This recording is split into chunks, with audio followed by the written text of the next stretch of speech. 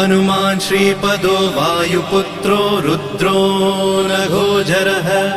अमृत्यवीरवीरश्च ग्रामवासो जनाश्रयः धनदो निर्गुणः शूरो वीरो निधिपतिर्मुनिः पिङ्गाक्षो वरदो वाग्मी सीताशोकविनाशकः शिवः शर्वपरो व्यक्तो व्यक्ताव्यक्तो धराधरः पिङ्गकेशः पिङ्गरोमा श्रुतिगम्यः सनातनः अनादिर्भगवान् देवो विश्वहेतुर्जनाश्रयः आरोग्यकर्ता विश्वेशो विश्वनाथो हरीश्वरः